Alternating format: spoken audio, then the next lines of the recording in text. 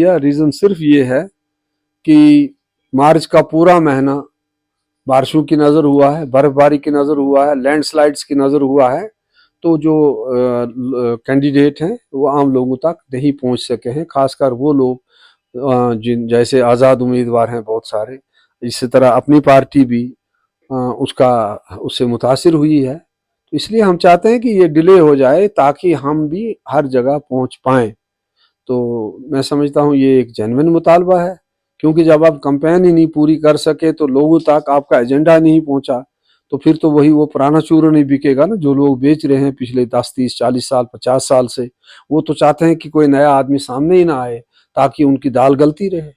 जी बिल्कुल, हम तो मफाद प्रस्त हो गए, वो तो दरवेश हैं। आपको पता है उमर साहब, एनसी, पीडीपी, ये तो राजा हरीश चंद्र हैं, ये तो महात्मा गांधी हैं, बकरी का दूध पीने वाले लोग, खाना नहीं खाने वाले लोग। तो ये तो इतने नेक लोग हैं कि इनका तो कोई मफाद ही नहीं है। इस अपने मफाद के लिए इन्होंने कश्मीरियों का बेड़ा गर्क किया 47 से आज तक नेशनल कॉन्फ्रेंस ने। उमर अब्दुल्ला साहब को कहिए डिबेट कीजिए सामने आकर। 47 में आप लोगों ने इलाक अपने मफाद किससे बाहर होकर किया था।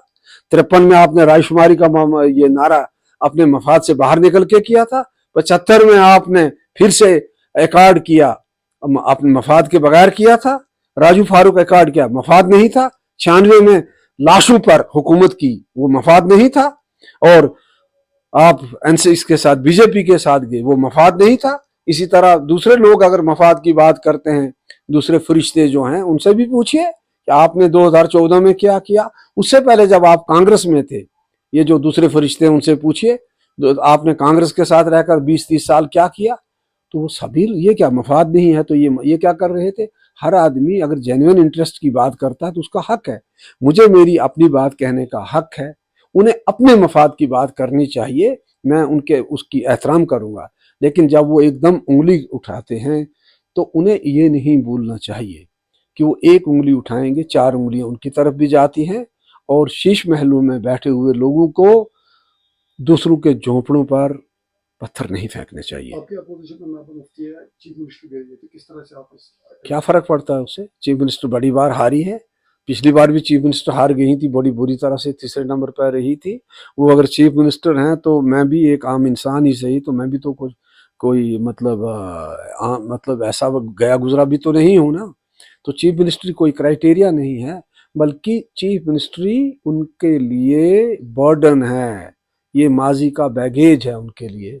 ये तो मैं तो बिल्कुल बैगेज फ्री आदमी हूँ। तो उनके पीछे तो बहुत सारा बैगेज है, बहुत सारे सवाल हैं जिनका उन्हें जवाब देना है, जिनका मुझे सामना ही नहीं। रोमा बेटियां दोनों आपने देखा होगा कि सोशल मीडिया पे काफी पहाड़ी लैंग्वेज में बात कर रही है, तो आप उस पर क्या रिएक्ट करते हैं? बहुत अच्छी बात है कि आज उनको ये बात भी याद आ गई। मुझे वो दिन भी है, मैं इस बारे में जातियात पर नहीं आना चाहता। इन लोगों के अंदर पहाड़ी को लेकर क्या कितना जहर रहा है, कभी जरूरत पड़ी तो जब मेरी किताब छपेगी उसमें आएगा। हमने पहाड़ी को जीरो से शुरू करके ये सारा कुछ चलाया है, मेरी जवानी इसमें गई है, मैंने अपनी ज़िंदगी के 40-45 साल इसमें दिए हैं।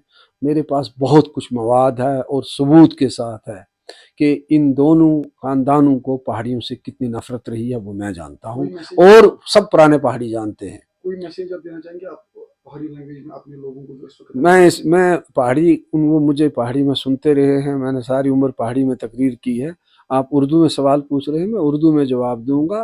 पहाड़ी में मैं सिर्फ इतना ही कहूँगा कि मैं पहाड़ी ज़बान का अपनी तरफ से कोई मैसेज नहीं, पहाड़ी ज़बान की मैसेज यही दूंगा कि मैं सरहदा दी रानी पर्वत मकान मेरा, ना शाम शानदार बांका पहाड़ी ज़बान मेरा।